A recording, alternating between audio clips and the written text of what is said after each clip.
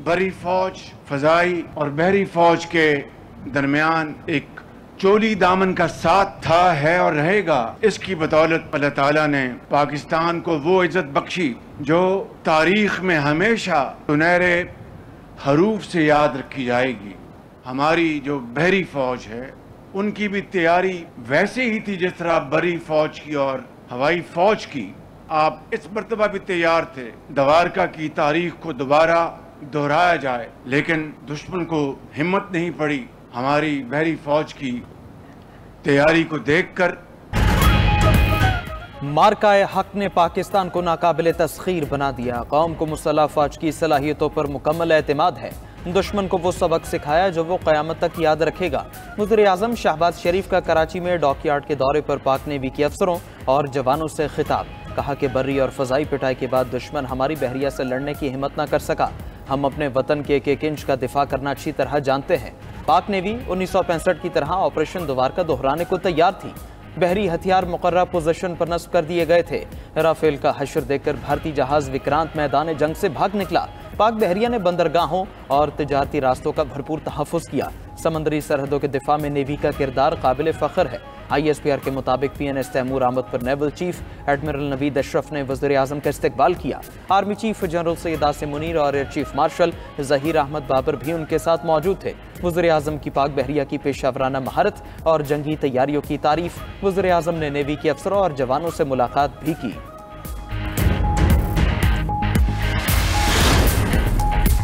नायब वज़ीर-ए-आज़म इसहाक डार 3 रोज़ा दौरा चीन के दौरान बीजिंग में क़याम पज़ीर। भारत से कशीदगी पर पाक चीन आला सतह की पहली मुलाकात होगी।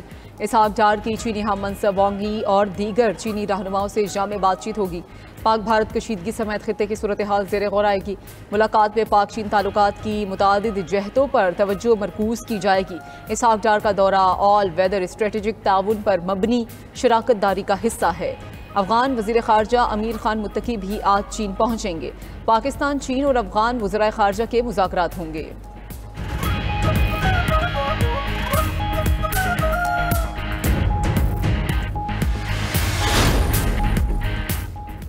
पाकिस्तान का पानी बंद करने की धमकियों पर चीन का भारत को मुंह तोड़ जवाब। चीन का मोहम्मद डैम के तामीरी काम में तेजी लाने का फैसला।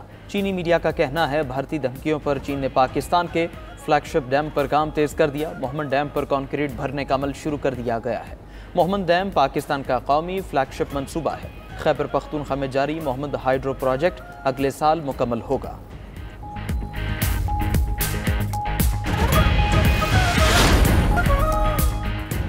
पाक भारत जंगबंदी में अमेरिका का कोई किरदार नहीं। पाक भारत जंगबंदी दो तरफा थी। भारतीय सेक्रेटरी खारजा विक्रम मिस्री का कहना है इस्लामाबाद की तरफ से किसी एटमी हमले का इशारा नहीं मिला था। फौजी कार्रवाई को रोकने का फैसला दोनों ममालिक ने किया। अमेरिकी सदर ट्रंप सेंटर स्टेज पर आना चाहते थे। उन्होंने सेंटर स्टेज पर आने के लिए हमारी इजाज़त नहीं ली।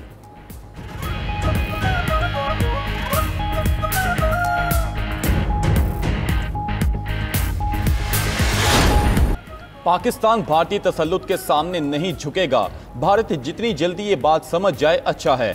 DG ISPR lieutenant general Ahmed Sharif Chaudhry का तुर्क न्यूज़ एजेंसी को इंटरव्यू। कहा कि भारत ना तो अमेरिका है और ना ही पाकिस्तान अफगानिस्तान है। भारतीय जारहियत पर रद्द अमल तेज और बेरहमाना होगा। अमरीकी अखबार को इंटरव्यू देते हुए DG ISPR ने कहा कि पाक भारत हॉटलाइन खुली है। तवक्को है पाक भारत सीज़ फायर बरकरार रहेगा।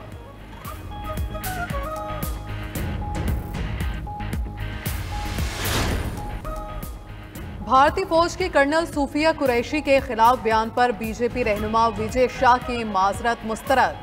भारतीय सुप्रीम कोर्ट ने नासेबा रिमार्क्स पर नई इन्वेस्टिगेशन टीम बनाने का हुक्म दे दिया।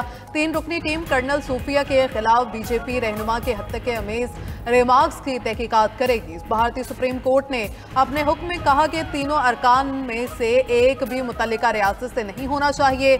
नई JIT में एक खातून ऑफिसर का होना जरूरी है। जस्टिस सूर्यकांत ने रिमार्क्स दिए कि विजय शाह ने इंतहाई गलीज और बेहुदा जबान इस्तेमाल की। इससे लोगों के जज्बात को शदीद ठेस पहुंची है। भारतीय फौज की कर्नल सूफिया को भारतीय तैयारों की तबाही पर बीजेपी का कांग्रेस से जान छुड़ाना मुश्किल हो गया।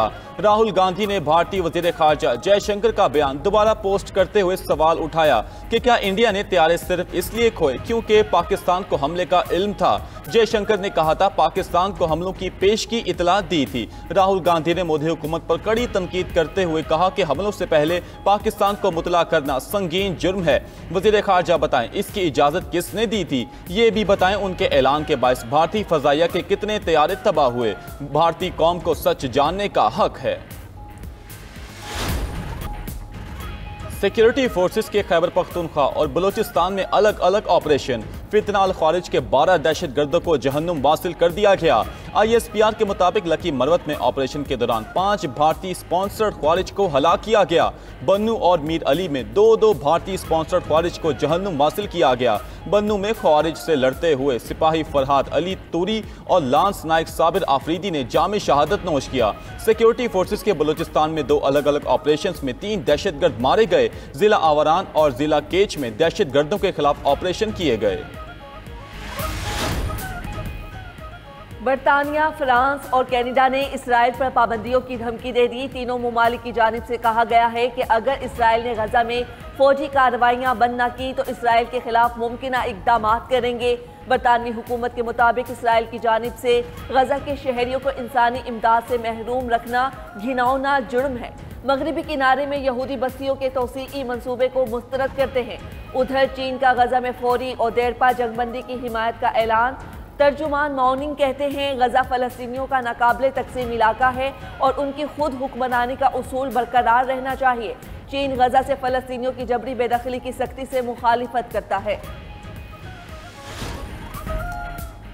अमरीकी सदर डोनाल्ड ट्रंप ने टेक इन डाउन एक्ट पर दस्तखत कर दिए। कहा बगैर रजामंदी के निजी मनासिर और AI से बनाई गई जाली वीडियोस का फैलाव जुर्म होगा। व्हाइट हाउस रोज गार्डन में मुनक़दा तकरीब में खातून अव्वल मेलेनिया ट्रंप भी मौजूद थी, जिन्होंने इसे खानदानों के तहफ़्फ़ुज़ की जानिब अहम कदम करार दिया। डोनाल्ड ट्रंप ने बताया कि ट्विटर ने फ़ोन कॉल पर बताया उन्हें मेलेनिया बेहद पसंद हैं और वो उनका एहतराम करते हैं। ये कानून दोनों जमातों की हिमायत से मंजूर हुआ है।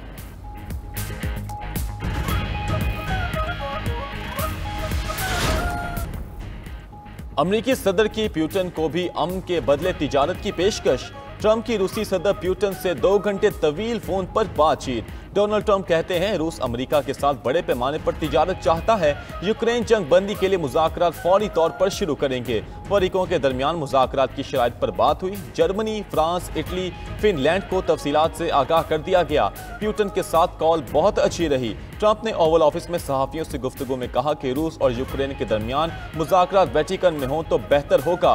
रूसी सदर के पास काफ़ी कुछ है लेकिन वो जंग खत्म करना चाहते हैं।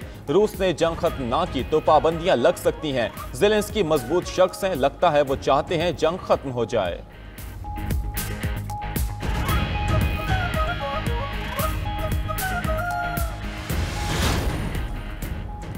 इसराइल ने गजा पर फजाई हमले तेज कर दिए। मजीद 80 फलस्तीनी शहीद। इसराइली बमबारी से नासिर अस्पताल का अद्वियात स्टोर करने वाला गोदाम तबाह हो गया। सयूनी फोर्सेस ने खान यूनिस में जबरी इनखला के अहकामात जारी कर दिए। हजारों फलस्तीनी अपने घर छोड़ने पर मजबूर। अरब मीडिया के मुताबिक बमबारी के बायस 4 रोज में 1 लाख फलस्तीनी बेघर हो चुके हैं। उधर यमन के हौजियों का इसराइल की हीफा बंदरगाह पर समंदरी नाकाबंदी का ऐलान। हौजी तर्जुमान याहिया सारिया ने कहा कि जो भी जहाज उस बंदरगाह पर मौजूद है या वहां जाने वाला है वो अब निशाने पर होगा। ये इकदाम इसराइल और गजा के दरमियान जारी जंग के रद्द अमल में किया गया है। इसराइल के गजा पर हमलों के जवाब में मजीद सख्त कार्रवाइयां करेंगे।